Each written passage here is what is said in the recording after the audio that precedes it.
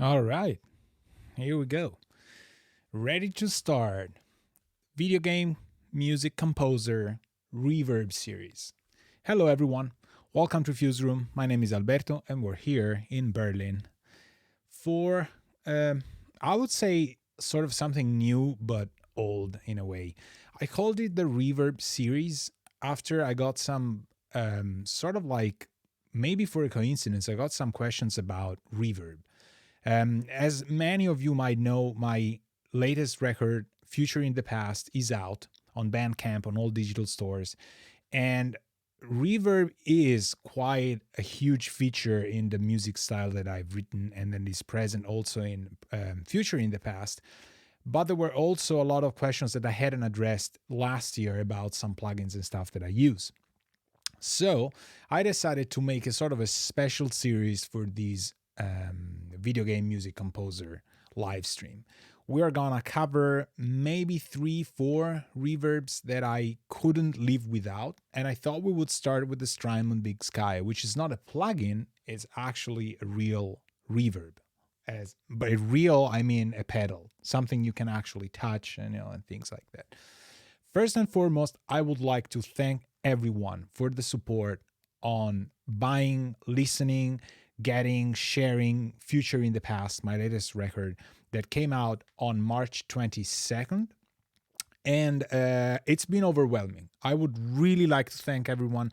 I wasn't honestly expecting all of these purchases, all of these listens on Spotify, being present in playlists. It's been really great. So, as many of you know, that's a record of music that I made for a soundtrack, but also for myself. I got involved in a project last year, and things developed in a way that I really, really enjoyed what I was doing, and I thought about making a solo record of my own. For last year. So I wrote all of the music from I think March to September, and then the record came out, as I said, like end of March. It was actually maybe what is it, like not even 2 weeks ago. So we're here, taking our time, taking it easy, and talking about writing music in general and writing music maybe specifically for video games, but not only, but specific because that's what I've been doing for the past year, more so than what I was doing in the past. And it's actually a funny thing because the song that I chose to demonstrate these reverb series and stuff comes from quite a long ago. I think it's like 11 years ago or something, at least 10. It's gotta be 11 though. It should be 2010, and it was already 5 years after, or four, I think 5 years after I had known about Strymon, which wasn't actually Strymon before that. It used to be called under a different name, but I was in Los Angeles, and the guitarist from Joss Stone used to use some of these pedals. They were sort of like a boutique custom thing, and he said, like, man, if you really want to have like a sort of a long thick reverb, something that really sounds great in pedal form, because we were talking about pedals, guitar pedals that I loved on synthesizers. He said you should really check out these pedals and stuff. They do amazing stuff. Then in the years, it became Strymon Engineering, and Strymon makes a lot of great pedals. They are on the expensive side. Truth be told, they're really expensive compared to some others, which are still, there's a lot of good pedals out there. But the Big Sky is definitely one of the things that are present in the sound of what I make. So the purpose of this was to start sort of the questions of which reverbs do you use, questions that I hadn't addressed and stuff. So we're going to take our time, and we're going to talk about the pedal or reverbs and how I use them. And we're going to use a song that I, as I said, wrote over 10 years ago. And this was supposed to be for a game that was never released. The contract for this song and other six, I think five plus this one, was binding the music to this company, which I can't say the name, but I'm pretty sure a lot of you have played games from this franchise. This stuff was supposed to be in parts of the game, but the whole game was never released. But it was optioned, I think, a couple a couple times, at least once. So the contract had these extensions for 5 more years, and then at the end of the extension, they were sure that the game wasn't coming out. So things got released, and I'm actually now able to use it for myself. So I'm thinking I'm gonna make an EP for this music that I wrote. I might adapt stuff or not. So for the past day or so, I've been recovering sessions, and there's this one that is barely working, because we're talking about 10 years ago, and it used to be 32 bits, and things don't work now as they used to. A lot of the plugins that I've used for software samplers, they and the libraries themselves, I no longer have the players. The plugins are 32 bits, so I had to convert them, reinstall them again, make sure the articulations and stuff were the same. So the cool thing about this is that even if I removed some of the reverb that I had, I actually had a sort of a guideline of not doing things very reverby. There was a concept to develop sort of like two mixes. One was supposed to be super dry. Reason for it was that the game engine would sort of not spatialize, but would kind of add the ambience and the environment to the music itself. So if that had happened, the drier versions would have been great. For example, there's another song that's more of a bar, sort of cyberpunk bar scene thing, and that one definitely was gonna be put in a context of what the environment was as well. So I needed two versions, and this one that I picked is definitely dry. What I replaced and reused is all of the delays. Those, yes, because the delays were crucial for making some of the sounds. So the session works in folders, as you can see, and I didn't used to make this sort of template, but I do now. So I adapted these to what I do sort of in my template. But this didn't even start from a template. This didn't even start as a Studio One thing, because Studio One wasn't even there. So I had to go through hoops and loops to do this. So we have a synths folder, we have an orchestra folder, we have an organics folder, because that's what I call them usually, with like Foley sounds and all that stuff. We have a bass folder, and we have a drums folder. So I think that if I press play, we're gonna listen to it in its entirety. Is it the word I was looking for? I don't know. Let's listen to it.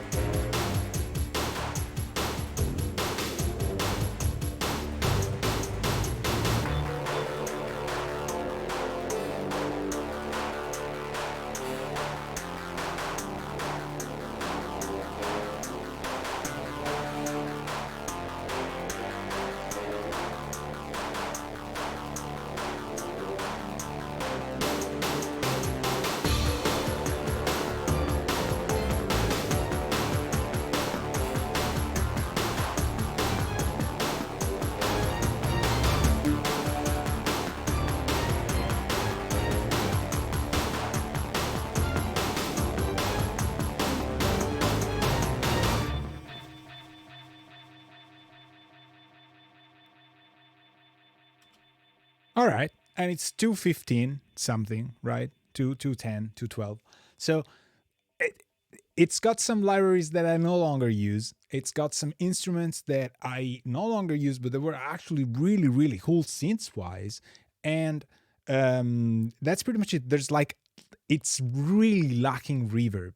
And you can tell that it's a huge drawback in the orchestra, but makes things so. I'm laughing because it's like I'm shocked. It's just it makes it so old school, and I kind of like it. I think this was supposed to be sort of a what people call sometimes a boss fight, or I think it had to do with something like um, a fight scene or you being compromised or whatever. So like a cover is blown and you had to get out of there. But I don't think it was a cut scene because nothing that I wrote for that was supposed to be cut scenes. It was mostly um, background music.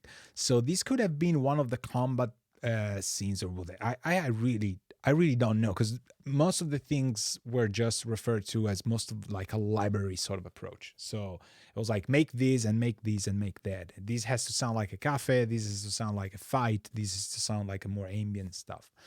This is going to be perfect every single time to demonstrate reverbs because it's really lacking reverb. So there's a lot of delays for sure. A lot of the instruments that I like to make back then and even more so now are very sparse in how I play them, but it's the delays and how they build up. Sometimes two delays one into the other, they kind of create this vibe and a more of a percussive and rhythmic approach. Sometimes I was also called upon not using drums. Like there's a project I'm doing now where there's a strict sort of thing in saying do not use percussion.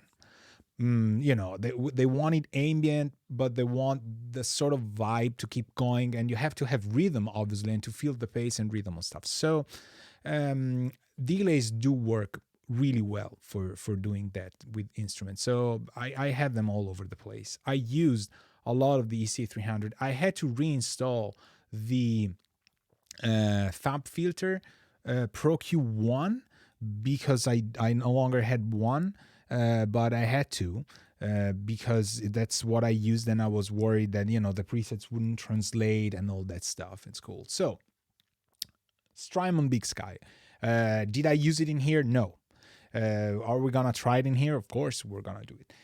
Was it present when you listen to it? Absolutely not. We listened to it as far as I imported everything and things would work and things. So there's a lot of tutorials and reviews on the Strymon Big Sky. Nobody in here wants to do a review. Nobody cares. We're here to just have a good time, talk about video game composing or writing music for film or whatever. So a lot of people might ask, why do you use that pedal?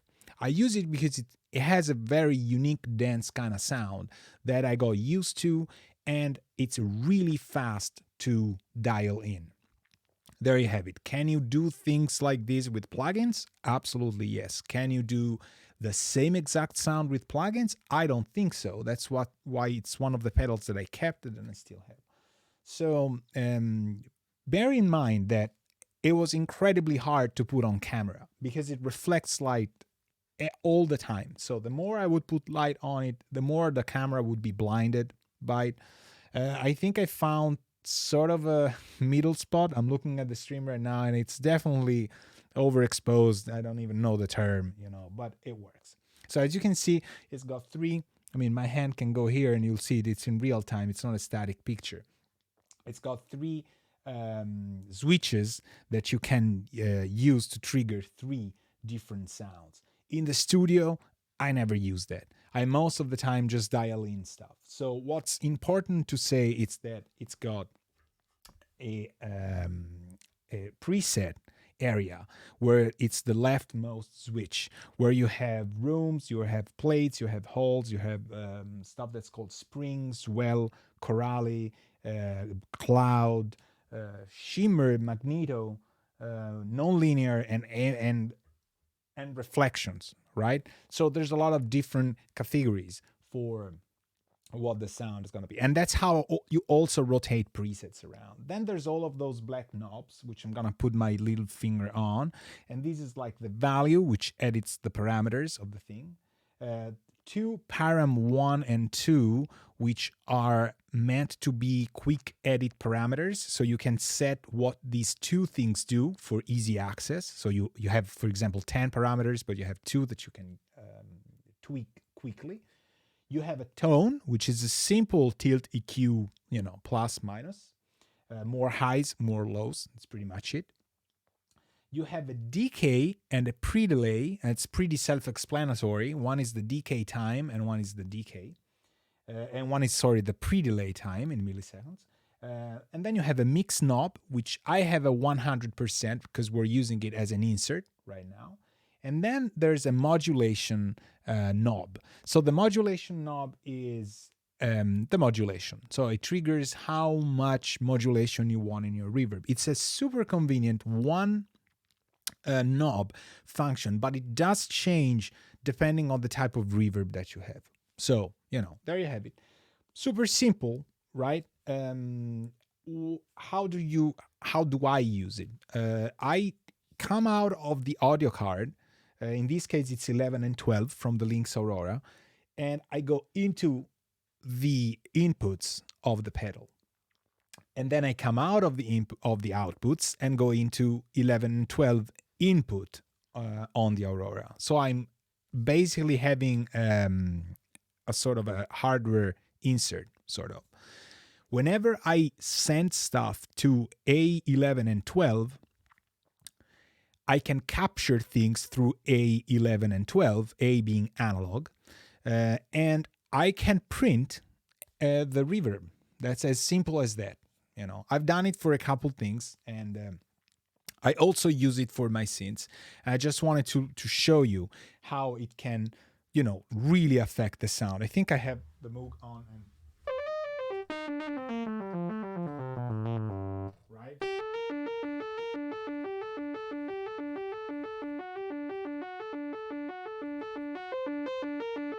Right? This is completely without reverb, dry. That's how the Moog is coming out of there. And I think, you'll be able to see it. We're sending to the pedal is in bypass. So I think I had a cloud setting here, which is one of the most unique, I would say, tones that this pedal has. So if I go 1, right, I turn it on.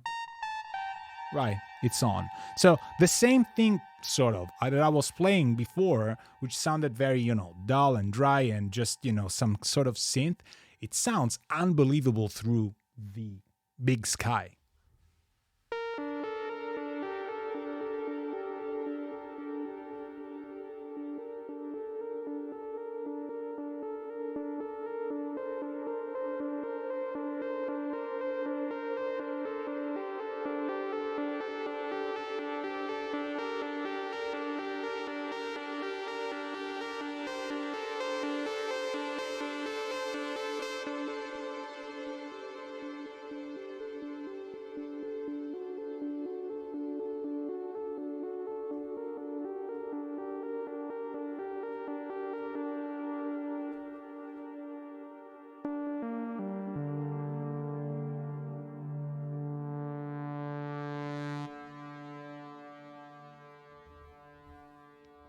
Right? Now, what am I gonna say? I'm gonna say, how cool is that? It's really, really, really good. And I do not intend to use these just on synthesizers, but the fact that I do play synthesizers obviously plays a big role. And when I came to know this pedal, which wasn't actually called Big Sky, was something different, the guitarist, again, that I was playing with, he said, you should check it out. So he hands me this reverb and we plug it into my Nord Lead 3 at the time. I had a 3 there. It's not the most, obviously it's not analog. So it's not the most analog of the synths because it's just not analog. It's a virtual analog, but it has its sound. When I passed through it, I was like, the harmonic content that comes from the synthesizer just gets fed into the pedal. And there's a whole palette of tone that the pedal generates, especially in this cloud mode, which was one of the sort of like water cooler topics that people had, like, dude, you have to try these, like, let's try it on that Moog, let's try it on that Hammond organ. We will go around and try it even on vocals. It just sounds fantastic. So I think that this pedal can do a lot of good stuff from short to long times, and that's how I usually gauge pedal effects or stuff like reverb. I have a lot of reverbs that do short reverbs very nicely, but they don't do very long ones.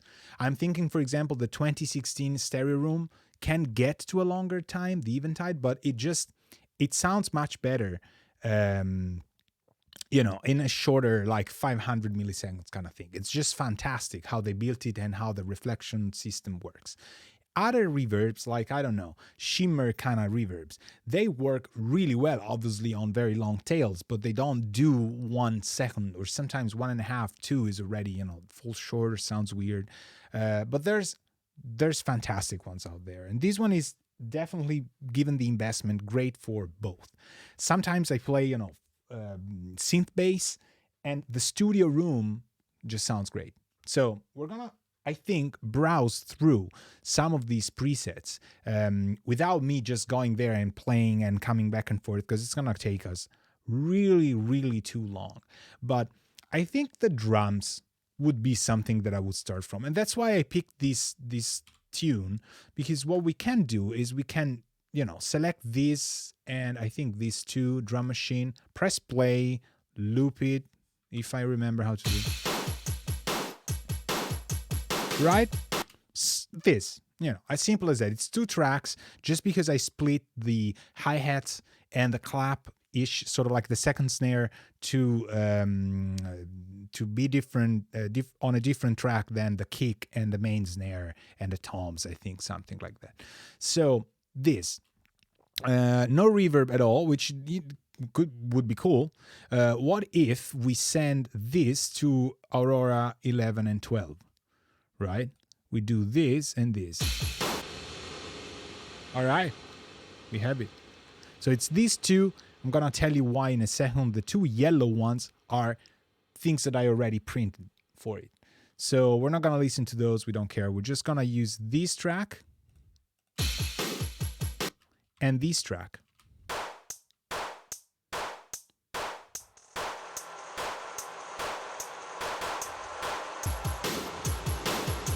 Right, so this was the setting I had on the Moog. Obviously, it's not gonna work. Let's try some rooms. I'm really curious about it.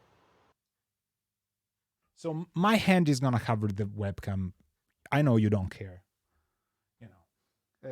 I'm just gonna fiddle with stuff until it sounds cool. How about that?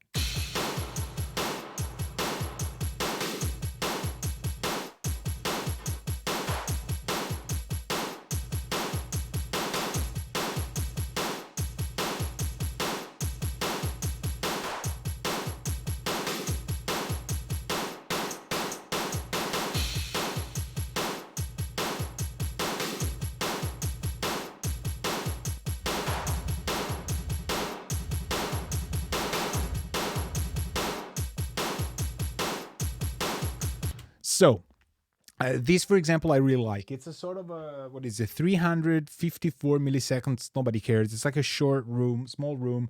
It's got just enough pre-delay to trigger sort of a 8 note, 16 note, whatever, just, to be on time with the beat. So when the beat hits, it's free of reverb, and then the reverb just bounces back up.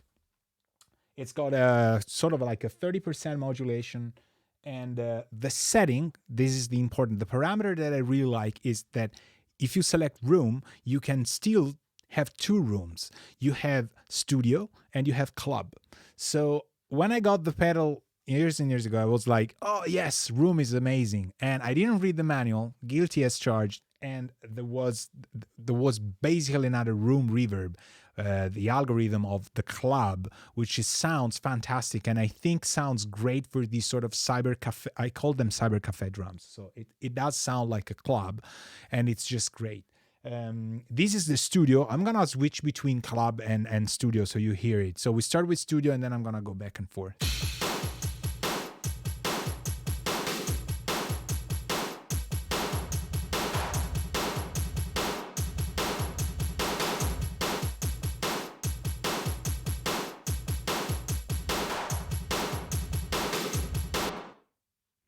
You hear how short it is, and it almost sounds like a non-linear, but it's not. It's just a regular reverb, very short with the pre-delay. Uh, awesome. Let's hear the bass, which could be cool. It's a Hofner bass.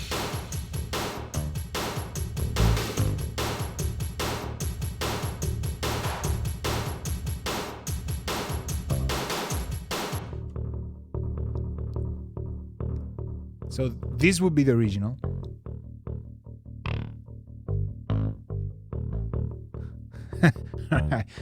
It's very distorted kind of bass, right?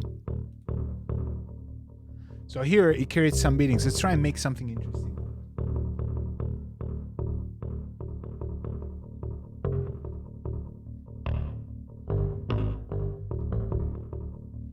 So I just, made it a little bit shorter and just completely removed the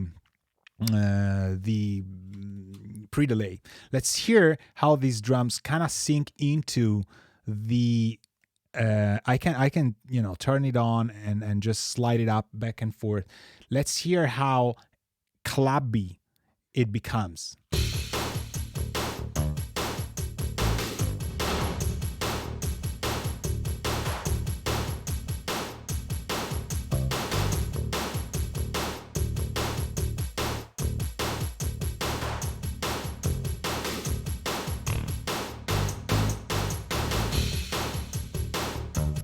It just sounds awesome.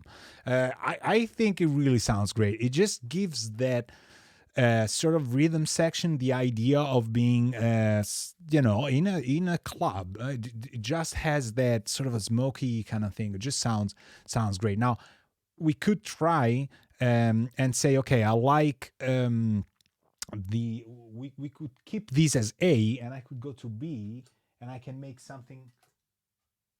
Can I make something? I didn't save it, so it's probably now different. Yeah, all right. If I had saved it, I could have gone through B and then easily come back at B. But because I remember everything, I can set it back up. So here, 234, no pre-delay, makes it 100 tone. The old trick of just moving the knob a little bit will reset it to what it was, except for the parameters that are hidden inside, but I think these are fine. So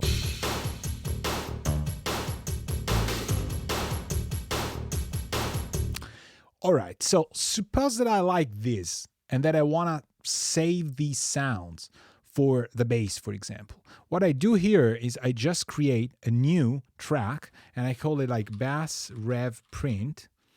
Make it a stereo track and have the input on 1112 and the output on 12.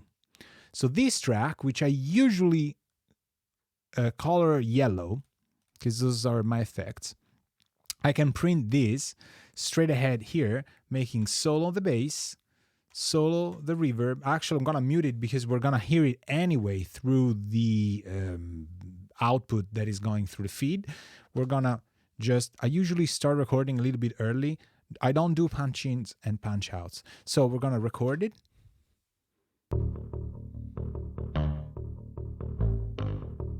And we're tracking the reverb at the level that it's supposed to be.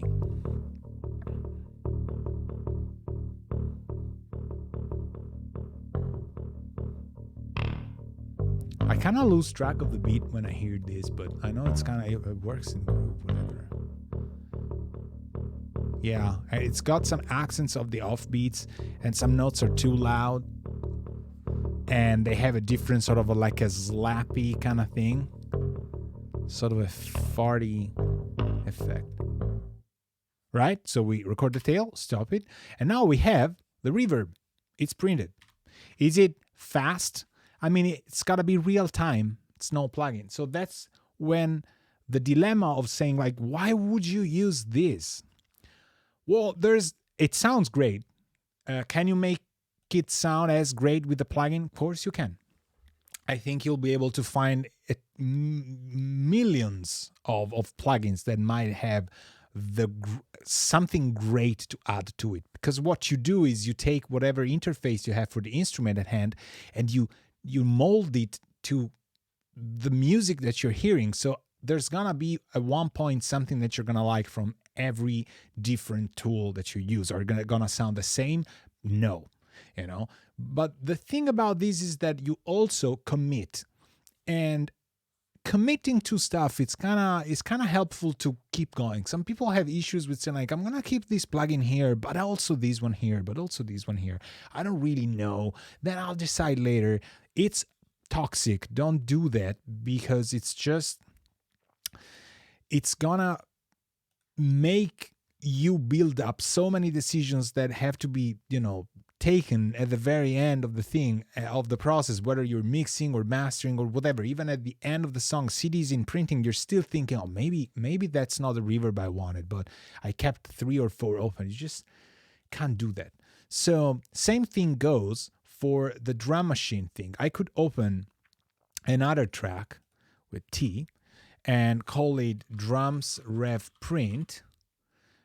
Same thing, we go with input 1112, because that's where the pedal is connected to, stereo, autocolor, which is always wrong. I don't want it to autocolor.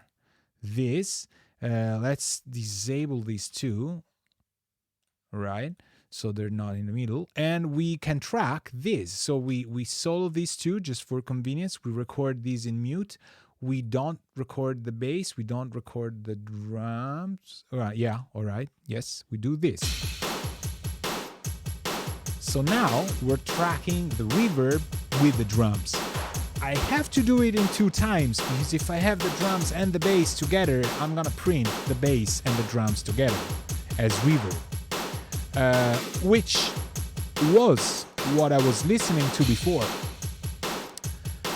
So maybe I like it better. Maybe I like it the same. Maybe I don't like it as much as before. Who knows? There's a convenience factor for sure here, because if programmers need stems, I have the reverbs printed separately. So, this keeps going. I'm a fan of splitting the reverbs just because of I like to have reverbs when I compose soundtracks that are dedicated to specific tracks. I very rarely use inserts. So it's just my workflow. It just makes stems easier to make, and it makes it so that every reverb works in a dedicated way. Years ago you had more of a limitation on resources, so you had to use one reverb, very CPU hungry, just for everything, or more than one track. I don't do that anymore. So I usually just print. Do we have the file? Yes. Always check the waveform, and also the cool thing is that I don't need to normalize anything. This is actually the same level at which I liked the reverb. So now we can turn these off, and we have drums with reverb. Oh, I have to send this guy to all bass, because that's the bass, and I had to send these guy to all drums, because these yellow tracks that I've created, they are actually part of the instrument. Sometimes I make a bus called all effects, and I send these to all effects. So we could do this. I just do add bus for selected tracks, and then we have a bus here that we send to mix. We call it all effects, and put it here in a different green. These are all my buses. This is sort of I wasn't working this way before, but now I do. So this is sort of what I'm doing. So we have no need for the sends anymore for these 3, because we printed it.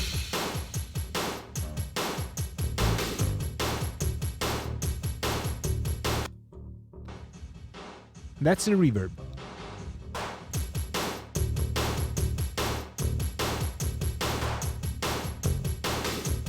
Right? So that's how I like to work on implementing a pedal into my tracks. There's nothing fancy about that. It's just an audio track, open the audio track, have it, feed the sound from the output of the pedal in. Do I care about latency compensation and stuff? I let the Studio One do its thing. It works. It doesn't sound any different.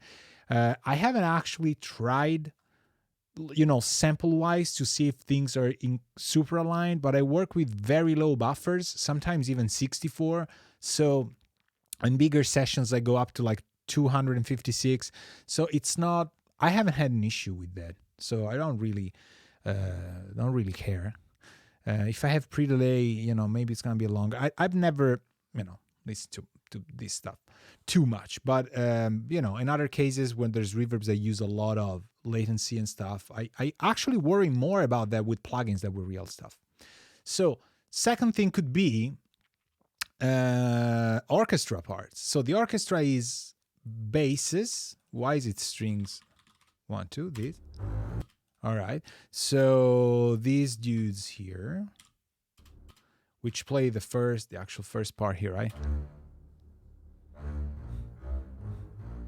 Cellos. I'm gonna add them.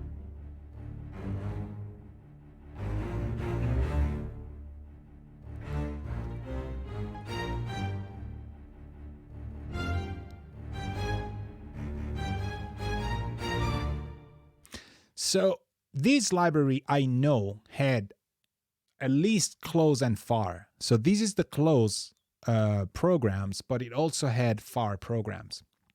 The close already have a lot of very nice ambience because I don't exactly recall what library this was, but certainly not something. I think it's East West Quantum Leap Symphonic Orchestra, which was quite of a pain to reinstall.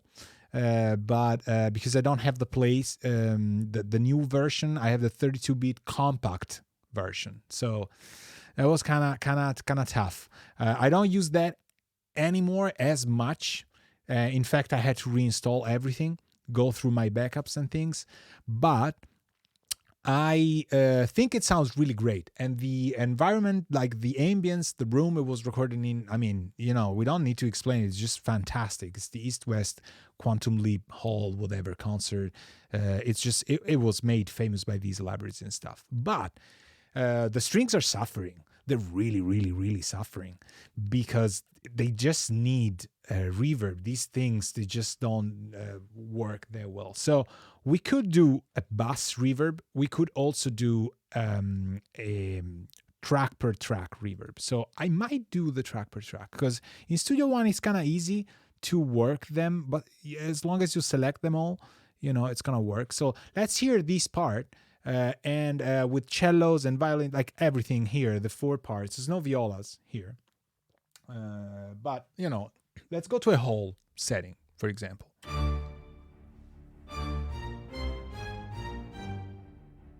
I mean, the room is great.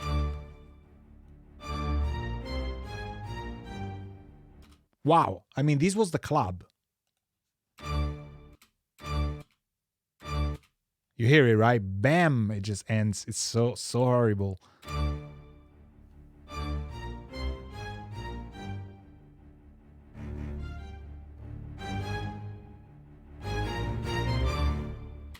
The dynamics are insane, and I have to say I love this library, and I should probably get back to using it more.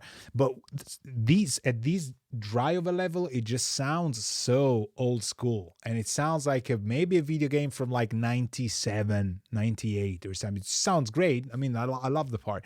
What I can hear is that the round robin of sample selection isn't on par to what I am used to right now, because what I played was like, some ghost notes, the bow just going like da-da, boom, boom, boom, boom, boom, boom, boom, this, and I sometimes hear sort of a machine gun effect.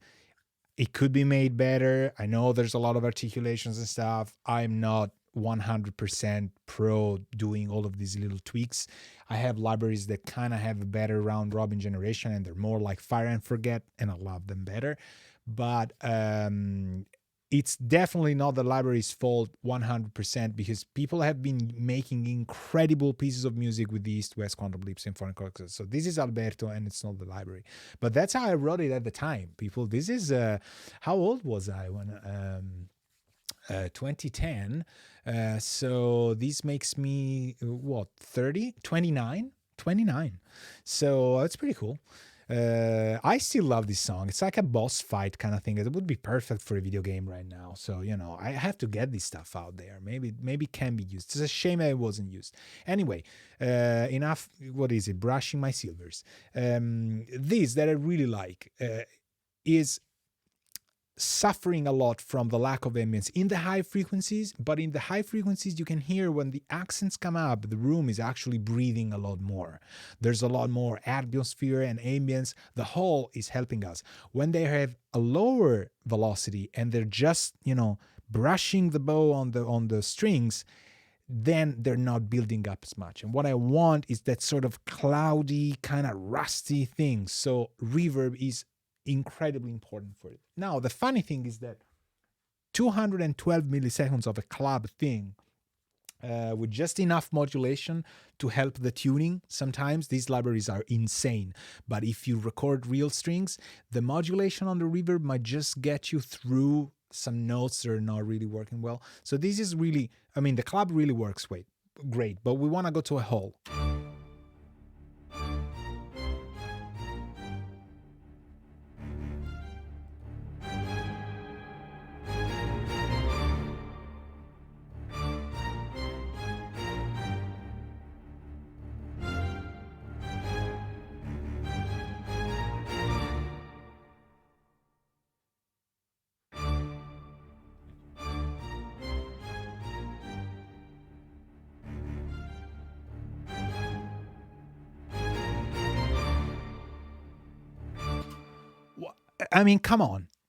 Come on. Can you do it with plugins? Yes, you can. Does it sound good? Yes, it does sound good. The tone dial is just like, on the whole, I don't know what type of whole I have. I'm gonna check because there's concert and there's arena. So I think this is concert, but let me check. Concert. Yes, it is concert. So I hope you can read that. I tried really my best to make the super pro like the streamers do. Oh God, I'm getting too old for this. Anyway, it sounds great. You can darken it, it fits, but it's darker. You can brighten it, it fits, but it's a brighter concert hall. I settled down for what? Let me see, for 2 seconds 22. It's just beautiful. Let's go to the part where the strings here have like a quieter setting. Let's put it on everything. It just sounds beautiful.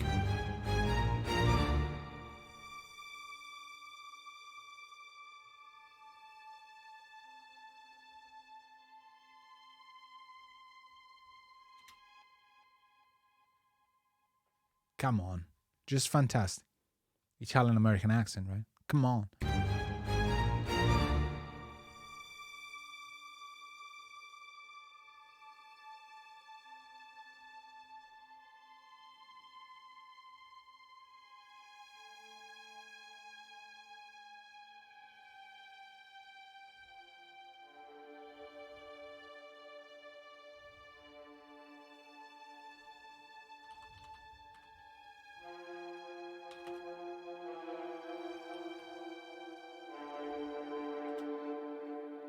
Here there's a delay on the violas, which are supposed to just do a note. I think they're kind of low, but now I also think they're kind of loud. I just bumped them up.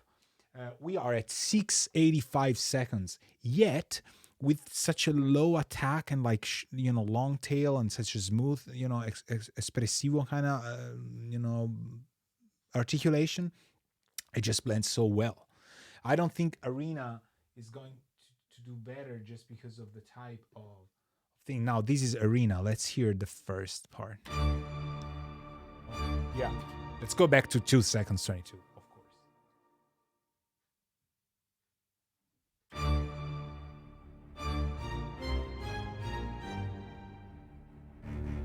It feels like you're watching, an orchestra and listening to it, because the pre-delay changes value. It's on the same knob position, but it's too long now.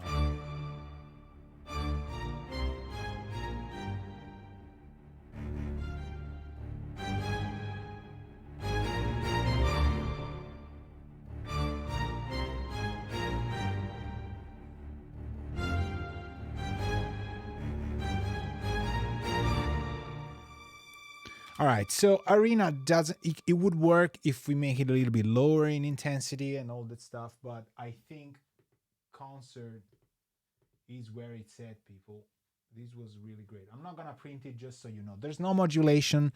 The other great thing is that you have in this case also not only a low end bump or dip, but you also have the mid frequency bump or dip. And for strings, it's so important when you have a thicker mix, just because the punch on the mids make things to me always sound a little bit more realistic. And I kind of, when I push things on the back for the strings, they're never, this is probably one of the songs where the strings are the most, important, because it's kind of old school, but I usually have them in the background and I put them down there, but I want more mid. So let me try and crank them.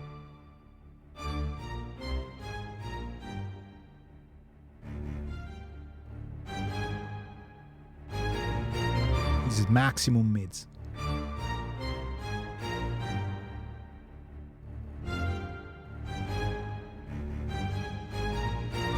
And this is now the opposite.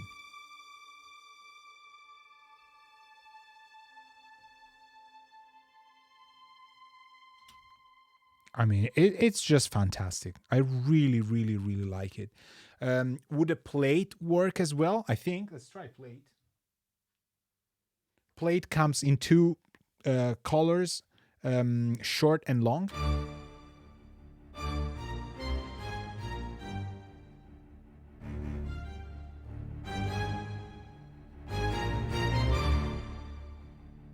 It's also great. Plate works great. I kept the length exactly the same. I just switched to plate, long plate. Kept the pre-delay the same. The mix is 100, of course. There's no modulation, and the tone is full bright, just to help the upper registry of the strings to have more of a kind of thicker, sandier reverb. Now I'm gonna switch to small plate, right?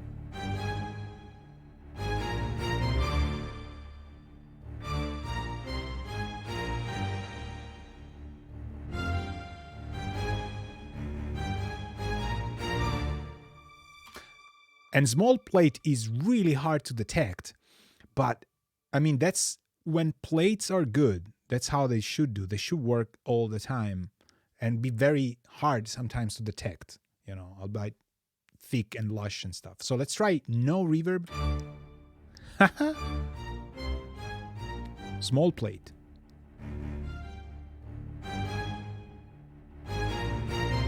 No reverb.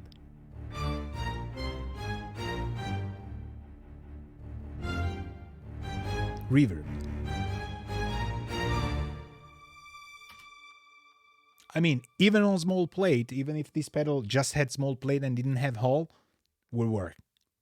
For the strings in this case, other cases maybe won't, but they're so useful. You get a lot of stuff that you can really, really use. There's a French horn part which could be cool to test. This is really suffering from being dry.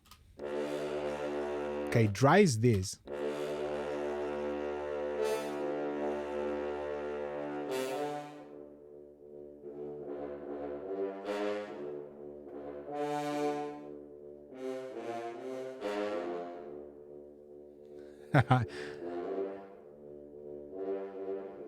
All right, now a concert hall 2 seconds 22, same settings we had on the strings that we liked.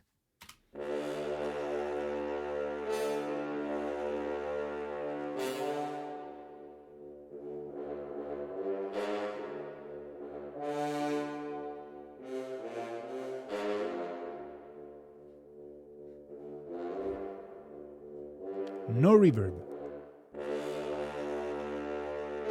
Reverb.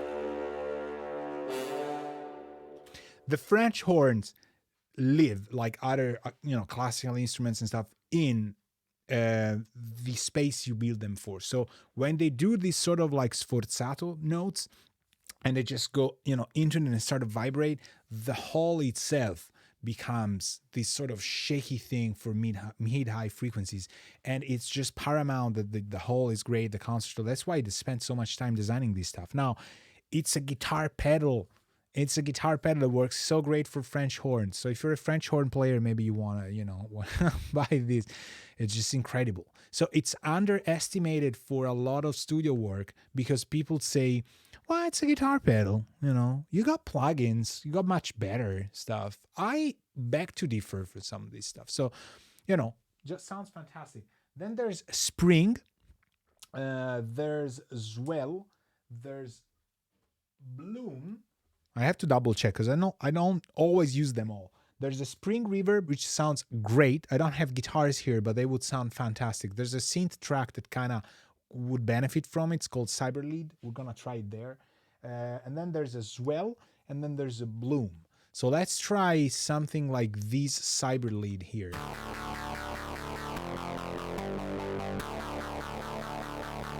Right? It's not a guitar, but it's, where is it? Here. It could be cool with this Spring Reverb. So this is with the hall we use now.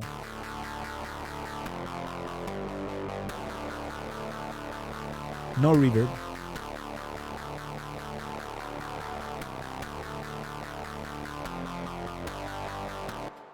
You already have so many choices. You're probably gonna freak out and say like, oh my god, what am I gonna use? You could find something that sounds great for everything. It's good, obviously.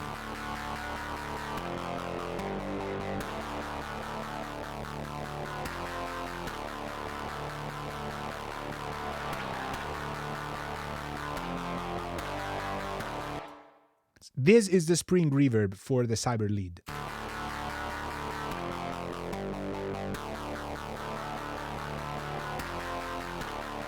Put drums in just for reference.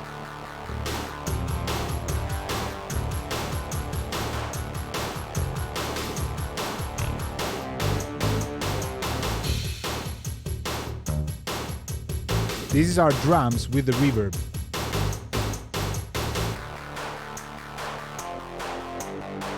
And if this lead had no reverb,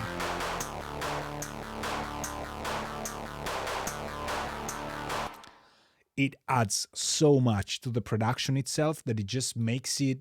I always say that reverbs, if played right, make things more expensive. So that might be a better way to get more money out of game companies. I hope it works for you. It just adds so much detail, and the Spring Reverb is just great to get some sort of old school notes. But I love it on some synths, especially when they're leading and they have a sort of a guitar vibe. It's kind of hard to describe because this one would not be for a lot of people a guitar-ish tone, but I think it is. So I actually have another one that I really like, which we're gonna try. All right. This lends itself to a longer reverb. So let's try Zwell. Let's actually try Zwell on the Cyberlead, just because I know I usually don't use it.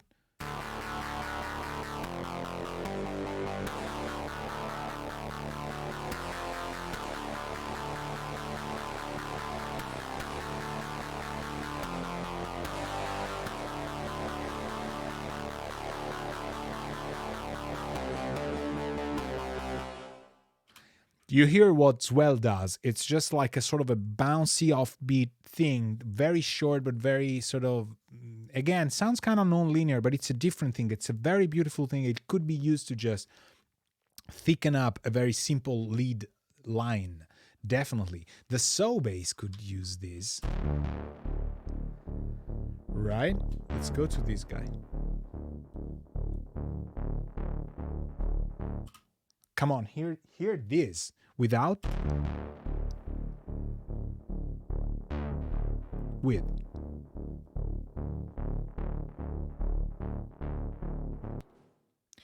Wow.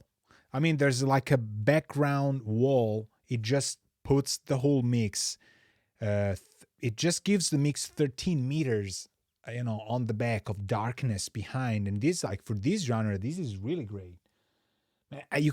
Maybe you need to buy 4 or 8, and tune them differently. Like this would be a sort of a one-trick pony to always keep.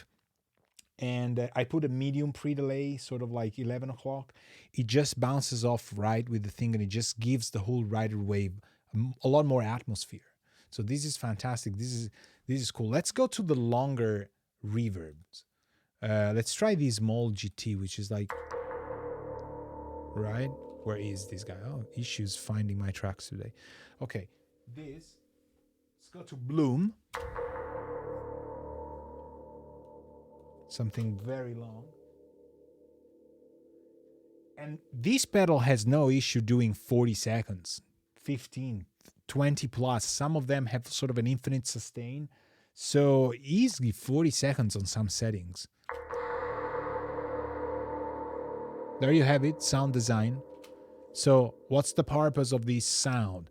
It's to give a sort of a bouncing, transitioning reference to the whole song, right? So this one is what we had.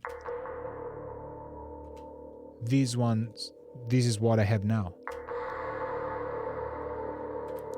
I really love how it opens things up. So this could also be super cool. Now you might say, well, he owns the pedal. He's been using it for so long. He's gonna find something that works and stuff. And some of these sounds do have reverb in here. Like I'm sure this one has a delay already built in, has a fab filter thing carving some lows and highs. It's got 2 delays working on, one after the other. It's just, and I put a 6.5 something on it, but it's a Bloom thing. So when you go to Spring, Swell, and Bloom, all I remember is that there's plenty of specific parameters that you have to read the manual for and say like, okay, there's a rise factor, there's a, what does Bloom have? Bloom has, for example, a feedback parameter that you don't have on Hall and other settings. So make sure you don't do as I did for, I think, an year, just selecting something and say, oh, it sounds so great. It does, but it could sound even better. And there's a lot of parameters in there that you can tweak. So Bloom blooms, but here we go to Cloud, which is one of the reasons a lot of friends of mine bought it, just for the cloud effect. When they heard it, they were like, wow. So I'm going to use these far pulse just because it's so sort of like thin and it kind of helps. So this would be without. Listen to this single note here. Bzz.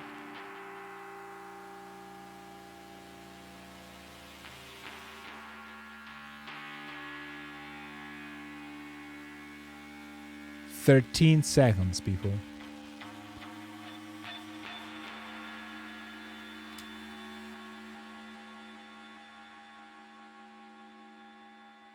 Now, Cloud is insane for bringing, that's what I had when I played the Moog. It's insane for bringing out some harmonics of the synth as well.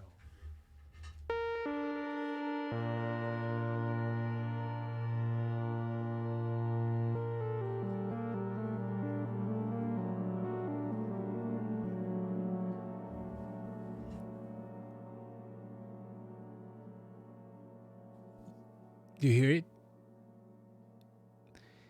It's I have no idea. I hope they do. The people who made it, they sure have an idea of what it's doing. It's just so organic and so unpredictably good at times. Rather, the other ones are more predictable and are great for what we use them for. I think that's what I would use them the most on. But this just sounds insane. And synthesizers just love these. I think especially my Voyager, just, when I play it, it's just fantastic. The organics could be good with these. So let's do 11 and 12 with these.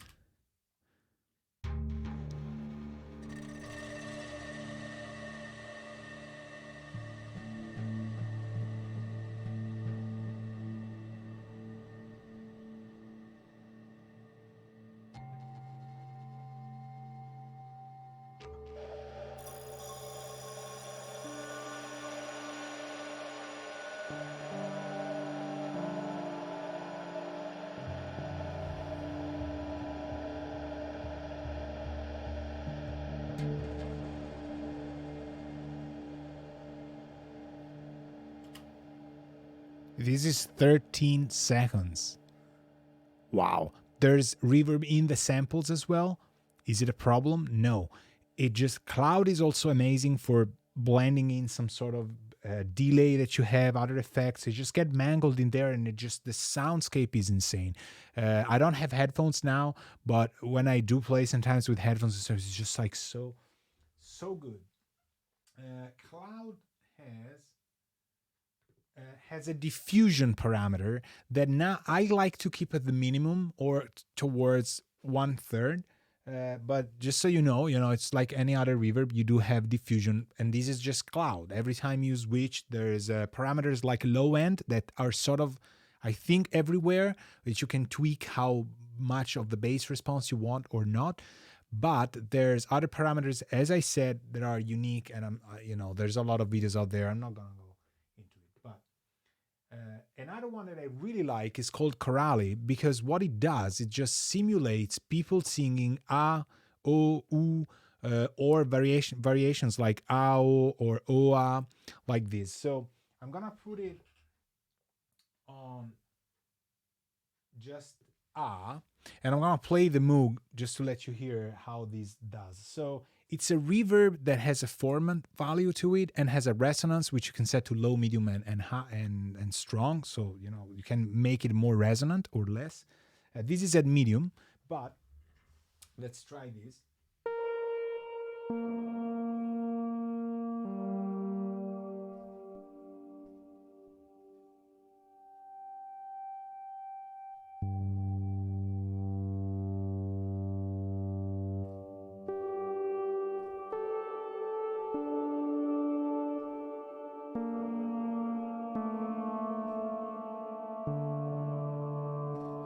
All right, I made it so that the pre-delay kicks in sort of like on the 8th note, so you hear that there's my note on the Moog, and then there's the actual reverb, and you can hear it.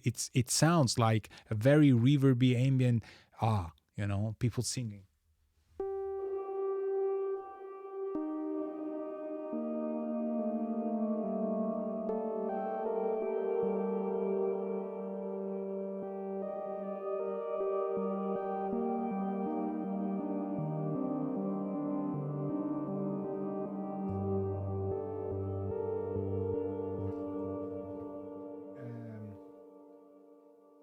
If I switch to ooh,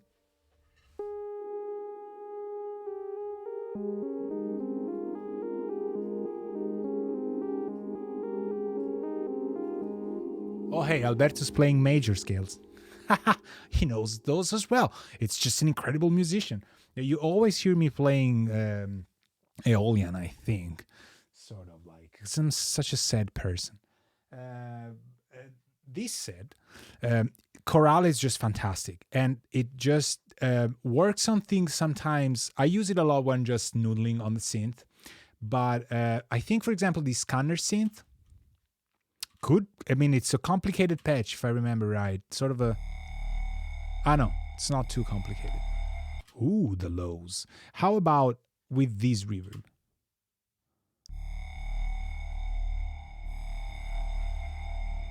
Can't really hear it. Maybe it's too low now. Let's try with ow.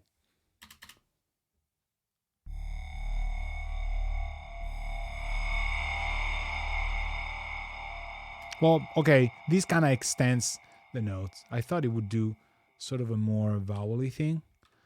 Let's try this aggressive piano. All right, this is great.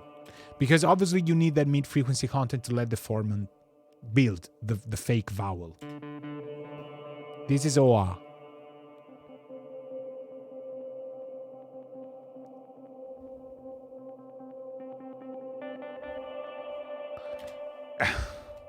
Right? I have no plugin that actually does this. I might be wrong. I've never had a reverb do this sort of like formant thing. I know how to build it. I've never done it though. So let's hear the strings. I'm curious. That's super good. Let's try and keep those 2 seconds, but now at the pre-delay I'm keeping there, but I'm bringing it back to the 2 seconds we liked for the whole.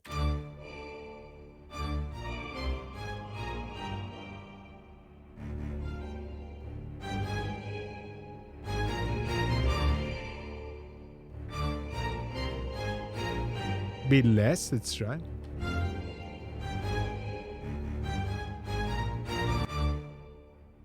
Or for the short part, here, for the, slow part, sustained.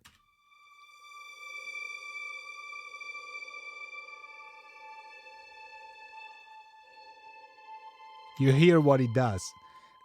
Sorry, it's adding this sort of.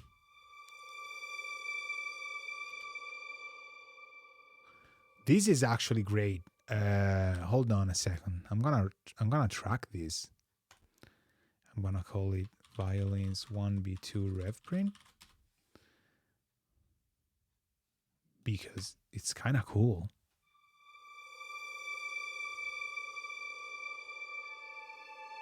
Oh, am I tracking it? No. Track it, but mute it. Otherwise, we hear it twice.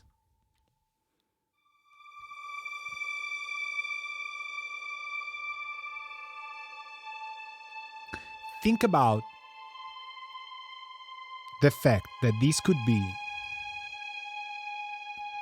all you need. You just have to be bold. Could it be? Of course. I mean, it depends. If your boss says yes, that's, they decide. But why not? Why not? It could be. All right, now it's gone. A little bit of a tail, just to make sure. And there I have it. What else is left? Well, there's a shimmer.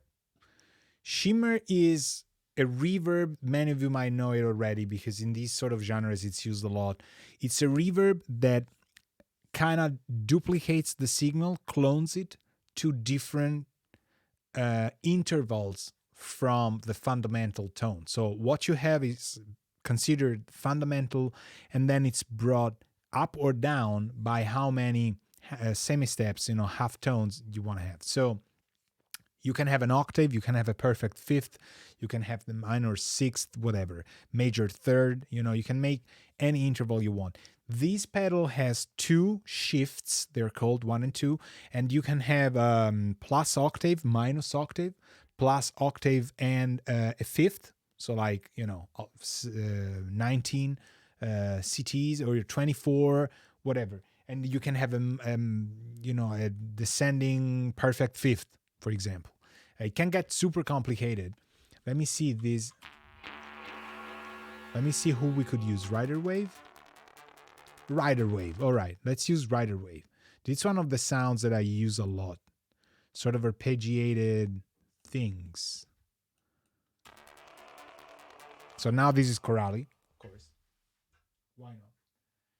Let's keep 2 seconds, 22. The tone so far, I always have it at maximum. Kind of like it sharp, but let's make it back here. And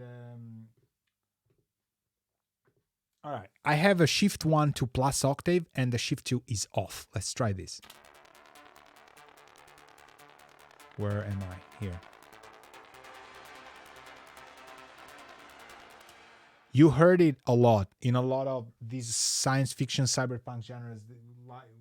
We love shimmers. You can hear the plus octave. I'm gonna shift the octave so to a perfect fifth or whatever. You're gonna hear how it changes.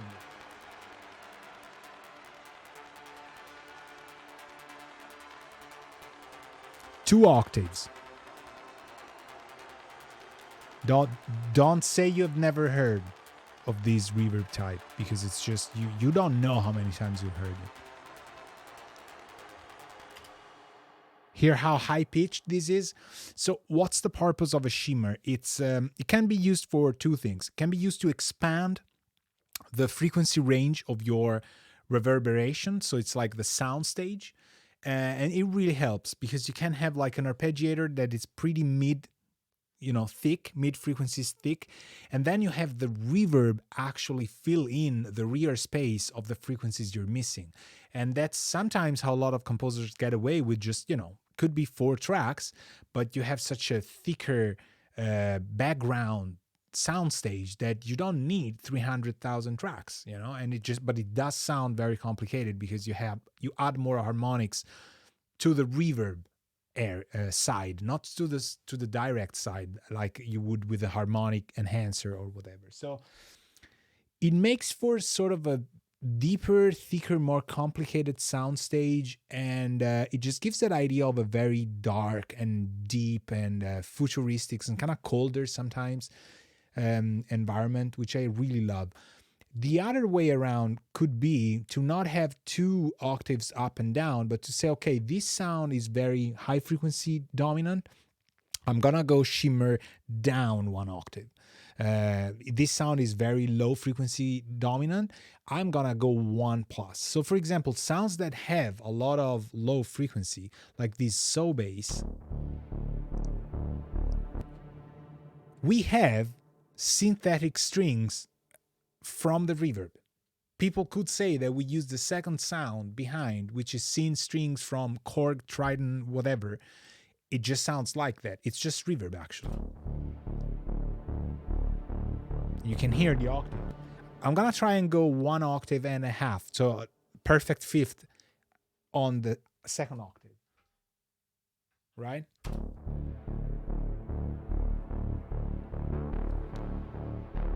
Harmony, people, harmony. Tight facts we're dropping here. You hear one sound very thick in low frequency. This is how it is dry, right? Is very nice, creates an atmosphere and stuff. What is it missing? At the moment, it's missing the high frequency content. So you don't actually need more tracks. You can shimmer this to 1.5 octaves, and now you have all of the harmonics from this. Right? On the Moog, it does the same thing. It's insane. So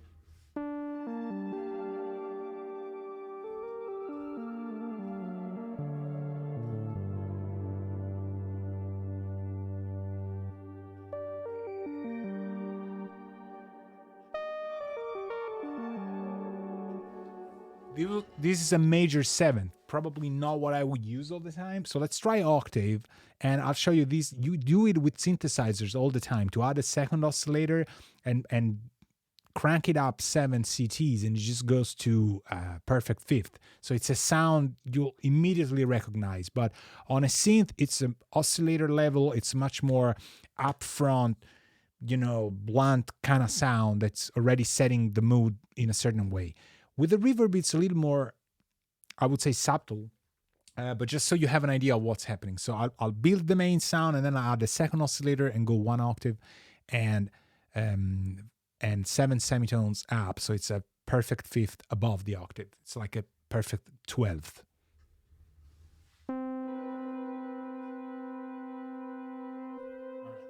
So reverb set to 1 octave.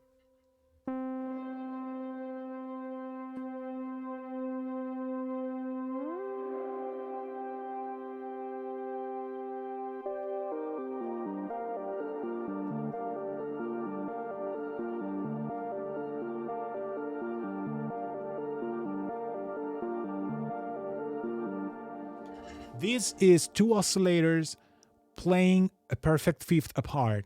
You've heard it countless times, and it's just beautiful.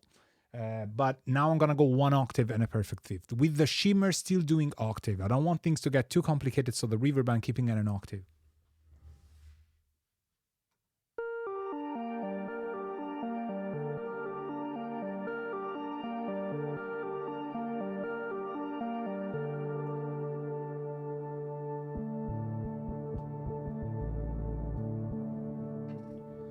So you see, I can shift the footage, the octave, but I'm keeping that +7. Shimmer does exactly the same thing. So then we have magneto, which is a tape delay-ish, or it's like the reverb you would expect from a tape machine-ish. Or it's more of a Benson kind of thing. I'm going to try it on the fake guitar, Cyber Lead.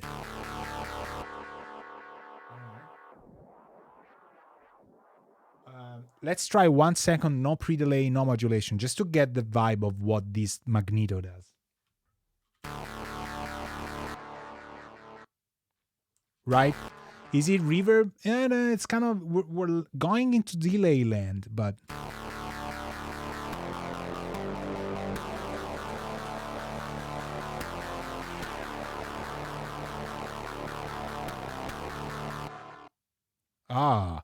and this could be fantastic for vocals. So as long as the main sound is playing, I would say like a Benson, but without the sort of lush thing. It sounds like reverb. When I stop it, I would say, it's like, oh, delay, short delay with feedback. But, in there, you can kind of hear it. It's not as, let me kind of put it pre and then mute it. Not mute it, but just go down here. This is just a reverb.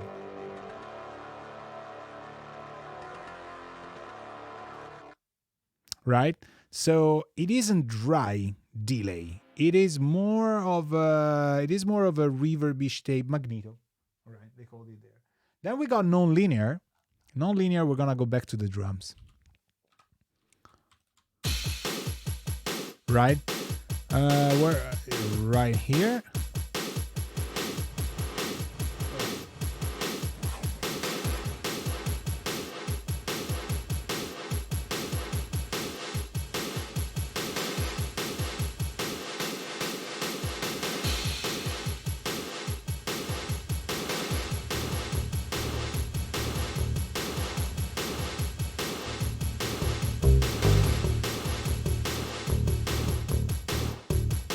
So, non-linear is super fun, and it sounds like reverb on Phil Collins stuff. It's non-linear reverb. The very cool thing is not just the timing and the pre-delay. You can set the shape of it. So you can have a ramp, you can have a reverse, you can have gate, Gauss, and bounce. So look it up in the manual. They're all different. I don't use that much, but it sounds awesome. I mean, I don't have a lot of toms here to try it. I actually have 0.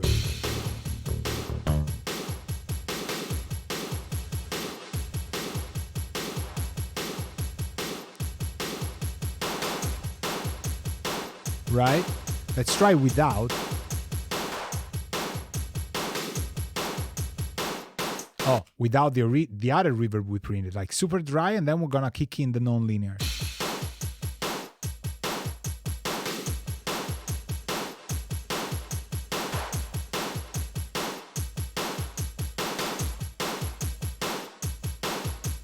$160 milliseconds, no pre-delay. It's just enough to lengthen the snare, so that could be useful. But it's definitely could be used more for a creative way. This is more of a utility thing. You could use the room, whatever, but it just sounds fantastic. Then there's reflections, which is a world in itself that yours truly hasn't ventured too much. So reflections is actually super complicated. You have a location X parameter, and you have a location Y parameter, and then you have a size parameter. So what you can do is a shape parameter. So you can say, I am in a circle shaped room, and the source and the reverb is coming from XY thing there, right? And what could we use for this? I think a single violin track. It's so dramatic, this violin. I like the vibrato though. So I'm gonna play with X, Y, and shape, and we're gonna try and see.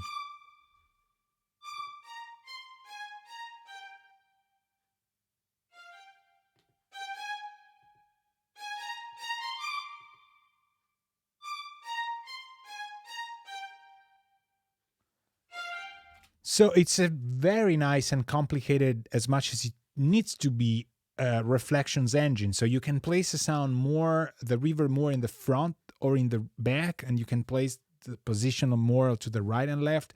We're going towards the 2016 stereo room land, which is really, really cool.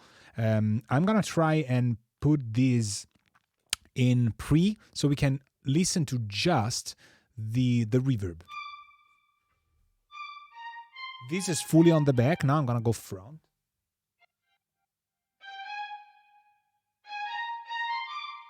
Right. And I was all right. Now I go left. And it's a rectangular shape. I'm gonna go corridor. There's like a hallway thing. Right.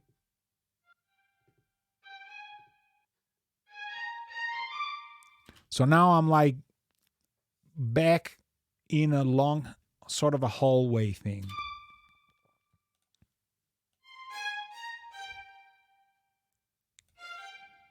It does kind of sound like, maybe because I know, the settings kind of sound like it's deeper down there, but very narrow and centered. So that's what you can do with the reflection engine. Um, that is, we're back to room now with the circle. And this was not using any of the presets that they had. If you just want to go presets, you go around the circle here. And you, instead of changing the type knob, which is the one here in the center of all these LEDs, you change the value knob, and you're essentially rotating from room to hall to plate. You're going clockwise or counterclockwise, but you're not changing the type of reverb. You're actually changing the preset, which also coincidentally changes the preset. So the type. So you have first preset 1 is a room, preset 2 is a plate, a hall, sorry. Then you have preset 3 is a plate. Then you have a spring, and so on and so forth. By the time you get back to room, there's another preset there, and you keep rotating for that stuff. So I don't use it that way. I don't even make my own presets here.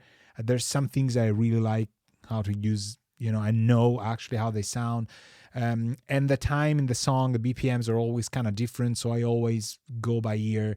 I like the fact that you can really fiddle with the knobs. And I think part of the sound comes from the fact that, yes, these people are very dedicated, and for almost $500, you get a lot of stuff that is not one trick pony, a lot of stuff that sounds great. But there's a dedication in the components, in the choices of what do we make this sound out of these other parameters and stuff. So they really picked their choices, and it's a very, very solid platform. But there's also something that's coming from us as users. When I approach a pedal, like when I approach a Moog synth, I have it in front of me. It's just very easy to fiddle with stuff and do things around. So that's what it is. It's really physical in a way, and it's easier to take choices and go forth with, like, okay, I like this reverb, let's print it. A plugin is always more like, it's always gonna be there, so it's easy to go back and forth. This said, it's no excuse if you know how to commit changes and say, this is it, I'm gonna stay with it. It doesn't matter if the plugin is always available in the back of your head. It's what you like. You might even end up using presets and stuff, but this one I like. Sounds really great. It's not the only reverb I use, but it's a reverb that I've been used a lot. So this song is particularly well suited for testing reverbs because there's none, except for ambience in some of the tracks, and there's a lot of delays.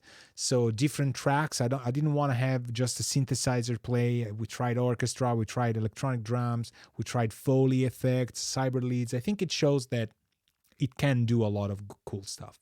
So this said, again, thank you very much for watching. And again, thank you very much for the support on Future in the Past. My latest record is on down here. You can take a look at the scrolling thing. And it's on Spotify, it's on Amazon, Tidal, Apple, iTunes, Apple Music, the two different things. And thank you very much for the support. The record was out on March 22nd. Look it up if you like cyberpunk soundtracks and science fiction, futuristic music. I was not expecting such a support and such a feedback and such a great, just great vibe from everybody. And also the purchases and, everything that I'm going to make out of that record is just going to fuel these master classes. So, there's no going around with it. It's just sort of a free music education fuel for stuff. So thank you very much. Thanks for all the kind words. I promise I'm gonna answer more of the questions that you asked.